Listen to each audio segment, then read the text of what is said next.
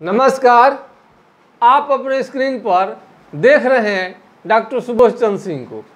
आज के खास वीडियो में हम सुन्न होना यानी पिछले कई वीडियो में हमने आपको कुष्ठ रोग यानी जिसे अंग्रेजी में लेप्रोसी कहा जाता है और सुनबहरी सुन्न होना, यदि आपका चमड़ा का बीमारी यहाँ पर है और चमड़ा ये मोटा होते जा रहा है और चमड़ा मोटा होने के साथ साथ कलर में भी बहुत सारा चेंजिंग देखने को मिलता है और वहाँ पर पेन कलम के नोक से या नाखून से आपको वहाँ चिट्ठी काटने से, हलाने से किसी भी तरह का आपको सेंसेशन समझ में नहीं आता है।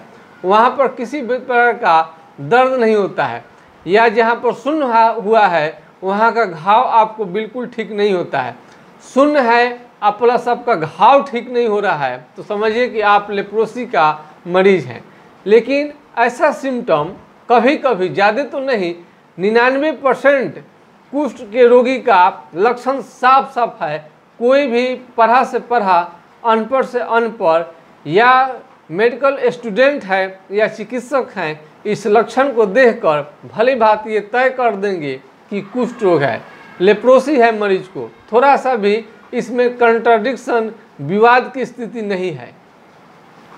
लेकिन कभी कभी साइटिका जो होता है, दोनों पैर में कमर से हिप से पीछे साइड में एड़ी तक एक उंगली के बराबर मोटा सा नस जाता है। आप इसका अध्ययन कर लेंगे एनाटोमी के द्वारा।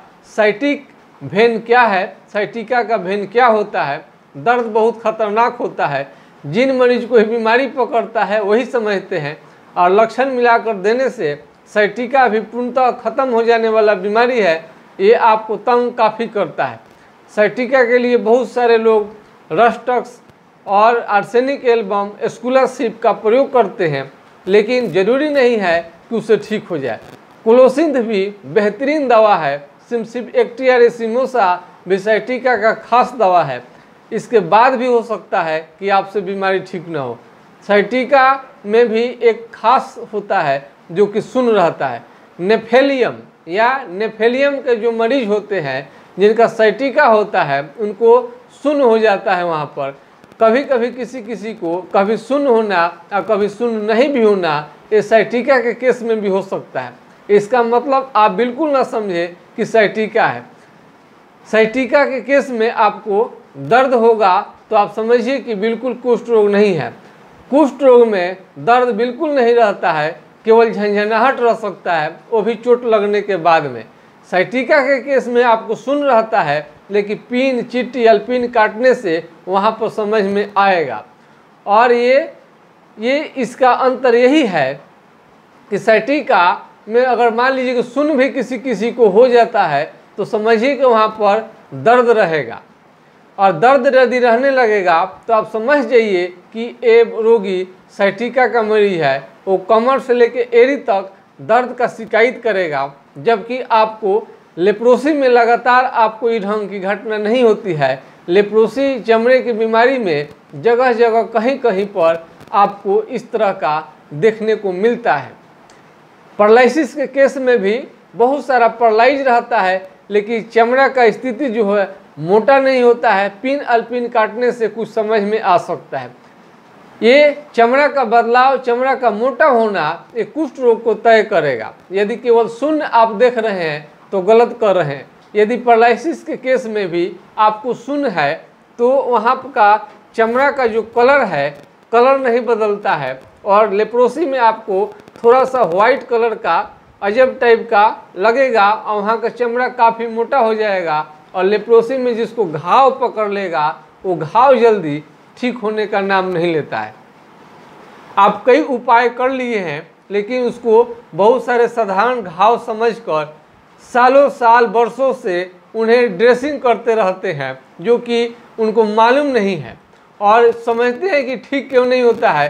तरह तरह के एंटीबायोटिक का प्रयोग करते हैं, उसके बाद भी आपका बीमारी ठीक नहीं होता है। और एमडीटी से बीमारी आराम तो जरूर रहता है, कंट्रोल जरूर रहता है, लेकिन इससे बीमारी ठीक नहीं होता है। ये होम्योपैथिक दवा से आसानी से ठीक हो जाता है। यदि लक्षण मिल जाएगा तो संपूर्ण जड़ से चला जाएगा। बहुत लोग ऐसा समझते हैं कि कुष्ठ रोग कि पहले दवा खाने के बाद पहले काफ़ी बढ़ जाएगा, ऐसा कभी नहीं होता है।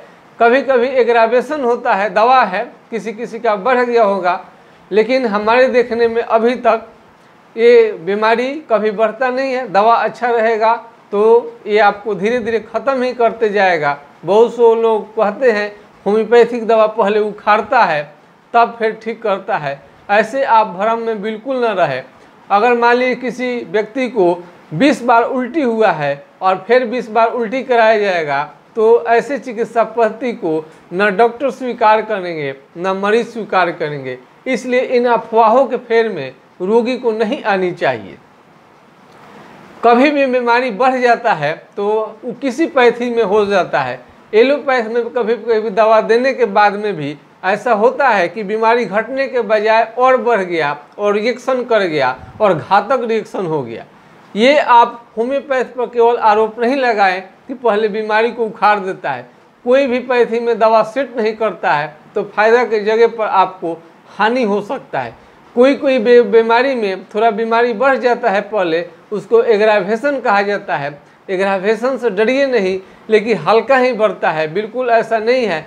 और जो डॉक्टर आपको देंगे तो वो पहले बोल कर देते हैं कि ये बीमारी में आप दवा खाएंगे तो आपका ये बीमारी बढ़ जाएगा, तो बढ़ गया तो उसको घटने के लिए दवा दिया जाता है।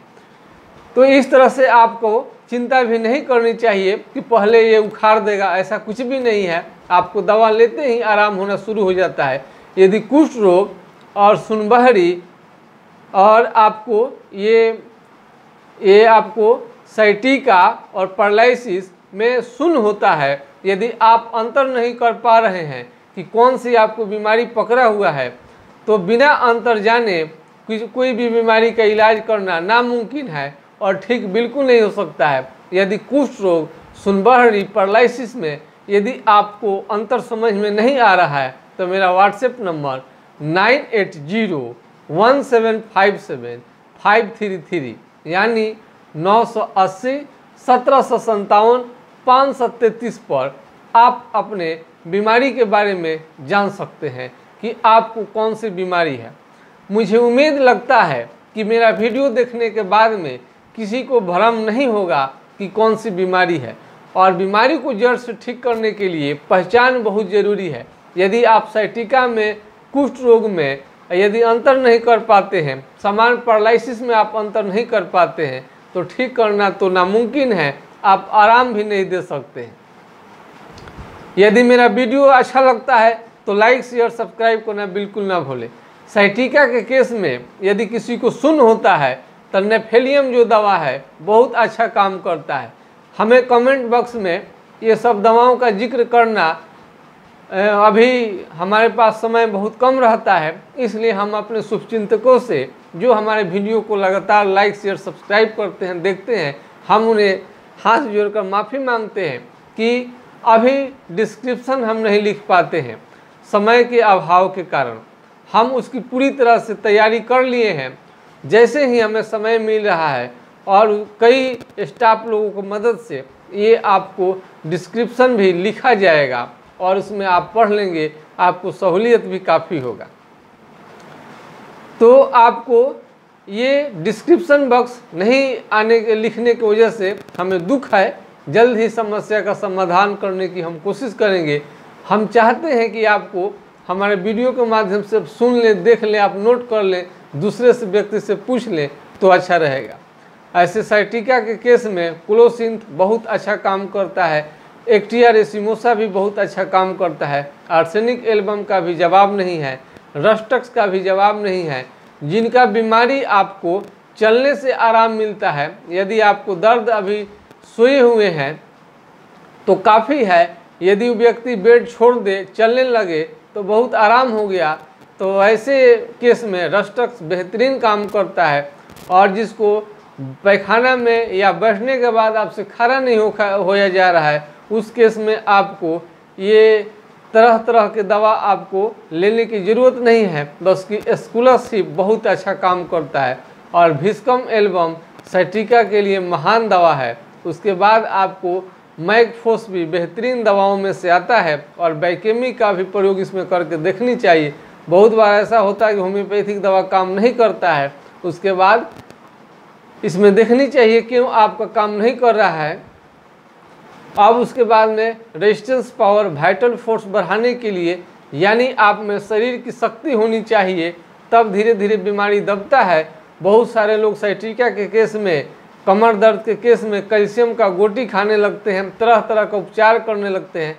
ऐसे आपको बिना पूरा जानकारी का आप कोई भी दवा लेते हैं, कोई भी चीज़ भोजन करते हैं, तो हमको लगता है कि सब बेकार हो जाएगा। आपको अवश्य सलाह लेनी चाहिए कि कौन सा आपके लिए सलाह बेटर रहेगा। तो साइटिका जब हो जाए तो एक्टिनिया रेसिमोसा, जिसको सिम्फिगा भी कहा जाता है, क्लोसिंथ, arsenic album, rhus tox, calcarea fluor, viscum album, ये बहुत ही बेहतरीन काम करता है और अच्छा ये काम करता है, बीमारी को जड़ से ठीक करने में बिल्कुल सक्षम भी है। स्कूलस हिप भी बहुत अच्छा काम करता है। तो इस तरह से हमने जैसे हाइड्रोकोटाइल दवा को आपको लेप्रोसी में बताया था, वो काफ़ी लोकप्रिय दवा हुआ और आपको ये प्राथमिक उपचार के लिए ठीक है। विशेष यदि आपको हो जाता है तो आपको चिकित्सक से तो राय लेनी ही पड़ेगी और बिना चिकित्सा के ये संभव नहीं है कि आपका कंप्लीट बीमारी ठीक हो जाए। कंप्लीट बीमारी ठीक करने के लिए डॉक्टर ज़रूरी है, आपका सलाह लेना भी ज़रूरी है और लॉन्ग टर्म इन सब बीमारियों का इलाज चलता है। मैं आशा करता हूं कि आज का वीडियो आप लोगों को काफ़ी पसंद आया होगा। यदि आपको पसंद आया है तो लाइक, शेयर, सब्सक्राइब करना ना भूलें। लाइक सब्सक्राइब से होता क्या है, हम लोगों को मालूम चलता है कि हम आपको कुछ ज्ञान देने के लायक हैं। हमारा चैनल बनाने का मतलब पूरा होता है और जो हम समय खर्च करते हैं उसे आप ग्रहण कर रहे हैं। नहीं तो अब एक हम समझ रहे हैं कि खूब लोग हमारे चैनल को देख रहे हैं, सुन रहे हैं, अब पता चलता है कि ऐसा कुछ ग्रोथ नहीं है। तो सब्सक्राइब आने से, लाइक आने से, शेयर आने से हमारा ये मेहनताना मिलता है। हम जो मेहनत करते हैं, आपसे हम पैसा नहीं मांग रहे हैं, बल्कि एक उसके बदले में आपसे लाइक, शेयर, सब्सक्राइब करने के लिए बोल रहे हैं। एक लाल कलर का आपको बटन होगा, उसे दबा दीजिएगा। सब्सक्राइब का मतलब होता है आपको एक तरह का इस चैनल को जुड़ जाना और बेल आइकन को दबाने से होता है कि जो भी मेरा वीडियो लोड होता है वो तुरंत आप तक पहुंचता है। तो आप बेल आइकन वहाँ पर दबाइए और लाल कलर के बटन को अवश्य दबाइए, फिर आपको जो भी वीडियो है मेरा आप तक पहुँचेगा। तो आपको ये सारे दवा जो है ग्रुप ऑफ स्टडी आपको करनी चाहिए, कौन सी दवा का किस बीमारी में उसका पूरा असर होता है और पूरे लक्षण लेकर कम से कम आधे घंटे से लेकर 1 घंटे तक एक रोगी का लक्षण लेने में लग जाएगा। यदि आप चाहते हैं कि ये परमानेंट क्योर हो जाए मरीज, यदि आपको नहीं चाहते हैं कि परमानेंट आपका मरीज क्योर हो, तो आप 2-4 मिनट में ही देखकर उसे छोड़ सकते हैं।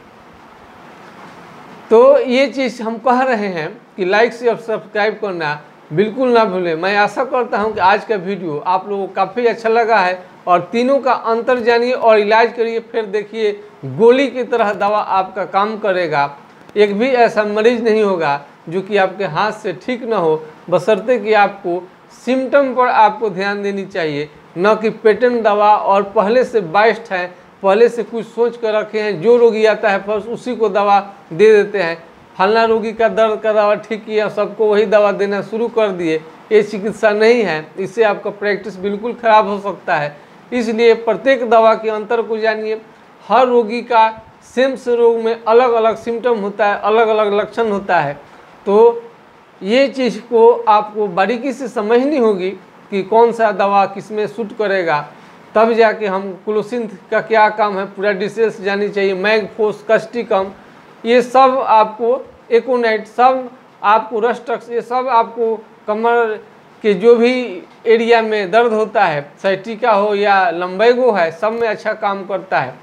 तो इन सब आपको दवा का सिम्टम पर ध्यान देनी चाहिए। मैं आशा करता हूँ कि आज का वीडियो आप लोग काफ़ी अच्छा लगा है तो आप एक बार फिर कहते हैं कि लाइक, शेयर, सब्सक्राइब करना बिल्कुल ना भूलें। जय हिंद, जय भारत।